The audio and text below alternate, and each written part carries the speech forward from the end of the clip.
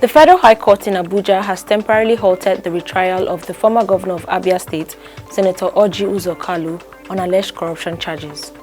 Hi, welcome to What's Happening. These are the top 10 stories now. At number 10, some bandits have invaded 2 local government areas in Kaduna State, killing 19 people and leaving scores injured. Confirming the incident on Sunday, the State Commissioner for Internal Security and Home Affairs, Samuel Aruwan, said the 2 local government areas, Benin Gwari and Kajuru, were attacked by the bandits on Saturday. In Benin Gwari, the commissioner said 14 corpses were recovered and some shops filled with valuable items were looted, while in Kajuru, the bandits burned several houses, storehouses with foodstuffs, warehouses filled with building materials, a church, and then injured 2 persons. At number 9, Minister of Works and Housing Babatunde Fashola has said that plans are in place to shut down Falomo Bridge in Ikoyi, Lagos, once repairs on the 3rd mainland bridge are concluded. Fashola, who was a guest on Classic FM on Sunday, said the 3rd mainland bridge will be fully open to vehicular traffic before the end of February. He said, "We have to work on Falomo because the expansion joints also need to be replaced.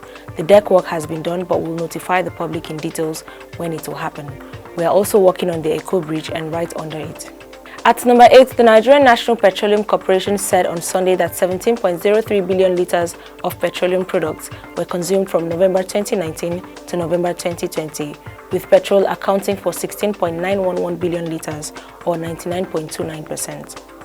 The corporation also announced that its trading surplus increased by 54% to 13.43 billion naira in November from 8.71 billion naira recorded in October due to the substantial decrease in expenditure from the Nigeria Gas Company.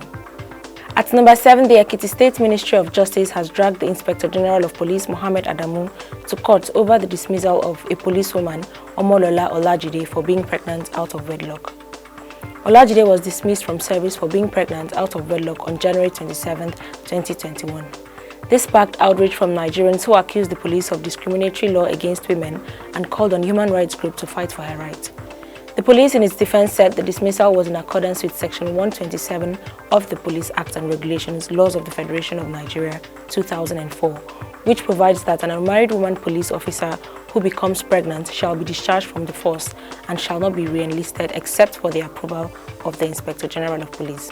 However, Ekiti State Attorney General and Commissioner for Justice Olawole Fapohunda has filed a suit declaring the regulations as unconstitutional. At number 6, South Africa has suspended the rollout of the AstraZeneca Oxford COVID-19 vaccine for failing to prove effective against the new variant. This is coming barely a week after the country acquired over 1 million doses of the vaccine. Authorities said preliminary investigations showed the vaccines did not protect volunteers from the more contagious variant of the disease. South Africa's Health Minister Nzweli Mkhize said findings of the trial conducted by the University of the Witwatersrand showed the AstraZeneca vaccine reduced mild to moderate COVID-19 by just 22%. Note that Nigeria is expecting to receive 16 million doses of the AstraZeneca COVID-19 vaccines before the end of February. At number 5, Brent crude, the international oil benchmark, extended its rebound on Monday, hitting the $60 per barrel mark for the first time in 12 months. The further rise in oil prices comes amid optimism for a vaccine-led economic recovery and a commitment by OPEC and its allies to restrain the supply of crude oil. Brent increased to $60.10 per barrel as of 12:26 p.m. Nigerian time on Monday, its highest level since January 23, 2020, while the U.S. West Texas Intermediate rose to $57.53 per barrel. Brent crude has risen by more than 17% since December 31, 2020, when it was $51.22 per barrel. At number 4, 18 people were confirmed dead on Monday and at least 200 others were missing after a devastating flash flood in India. The flood was said to have been caused by a chunk of glacier breaking off, which resulted in a wall of water and debris barreling down a tight valley in Himalaya North on Sunday, destroying bridges, roads and 2 hydroelectric power plants. On Monday, the Uttarakhand state government said 18 bodies have been recovered and at least 200 people were still unaccounted for. At number 3, the Cross River State Governor, Ben Ayade, has sworn in Justice Akon Ikpeme as the substantive Chief Judge of the state. Ikpeme was confirmed as Chief Judge by the State House of Assembly on January 28, 2021, after a 2-time rejection between December 3, 2019 and March 2, 2020. She was officially sworn in on Monday, February 8, 2021. Ayade said her swearing-in brings an end to the crisis in the state's judiciary.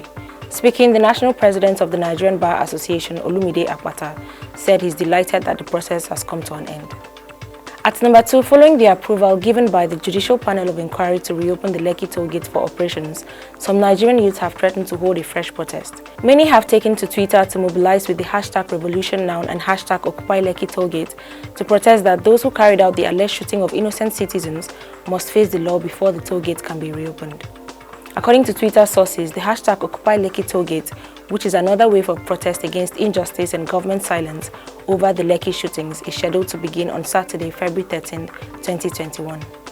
The Lagos State Judicial Panel of Inquiry probing the alleged killing of hashtag EndSARS protesters by soldiers at the Lekki toll gate approved the reopening of the toll gate last Saturday. Finally, at number 1, the Federal High Court in Abuja has temporarily halted the retrial of the former governor of Abia State, Senator Orji Uzor Kalu, on alleged corruption charges. Justice Inyang Ekwo temporarily stopped the retrial in Abuja on Monday while delivering ruling on an ex parte application filed by Kalu, seeking leave to file a motion against his retrial for alleged fraud committed when he served as the governor of Abia between 1999 and 2007. The application was filed by Kalu's lawyer, Professor Awa Kalu. The court gave the Senate Chief Whip 7 days within which to file and serve the EFCC all processes he intends to use to challenge legality of the retrial. The case was adjourned until February 23rd for mention. Always remember to wear your mask, wash your hands and stay safe. That's all for today. See you next time on What's Happening.